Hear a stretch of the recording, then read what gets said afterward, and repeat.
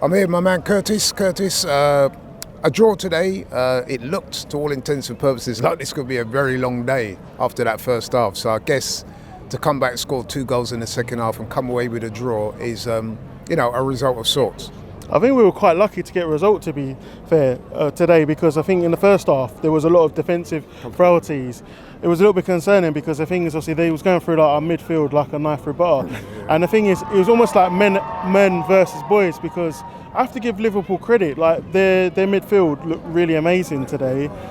And I think at first we were struggling to break them down. But obviously credit to the boys that we did come back the second half. But there's certainly a lot of work still to be done, I would say. And in regards to in-game management, substitutions, I would have liked to see Nwaneri get some minutes today. That appears to be a real talking point amongst a lot of fans. Literally every fan I've spoken to today, even some Liverpool fans, have said, can't believe you didn't bring Nwaneri on. Arsenal fans saying, we've not seen Nwaneri for weeks, what's going on? He should have got some minutes. I know that Arteta's trying to manage him because obviously he's a young star. We've had a big campaign this season, we've got future seasons. But based on some of the recent performances from Odegaard should have been dropped going into this game. How do you think he played today?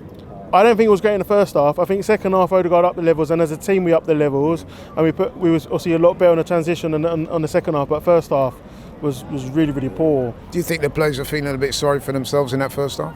Yeah, I think definitely. Obviously they're coming here today. They're giving Liverpool guard of honour.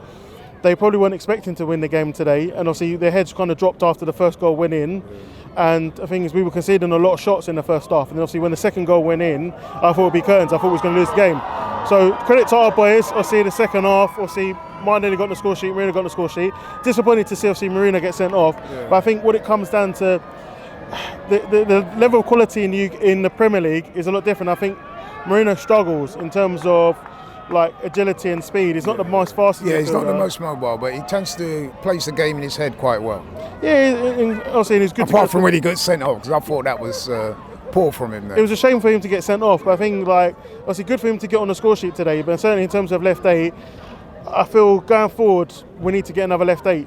Another box-to-box midfielder to come in for Marino, because there's going to be times that Rice can't always play the box-to-box role. And also in terms of Odegaard this season's dropped off massively. So for me, we need to get another creative 10 to push Odegaard next season, because we need to build the squad. Next season, we want to compete in all competitions. And is it do or die next season for the manager? It is. The thing is, I'm not necessarily an Arteta in, Arteta out person. Whoever we get, even if we was to get rid of Arteta now and bring in the geezer from Inter Milan, or bring in Ancelotti, he's not necessarily going to fix the issues we have, because we've still got defensive frailties and we need to extend the squad. We don't have enough players to compete in all competitions. Arsenal! But we've got to take the L. We come up short this season, unfortunately, due to a mixture of poor in-game management and a lack of squad depth. So it's on Arteta to get the right contract renewals and get the right players out and the right players in. Couple of games left in the season. Newcastle next week, Southampton the week after. I've got to ask you, I've asked a few of the others, where do you stand on the whole second issue? Does it matter to you or not? We need to get top 4. That's it for me.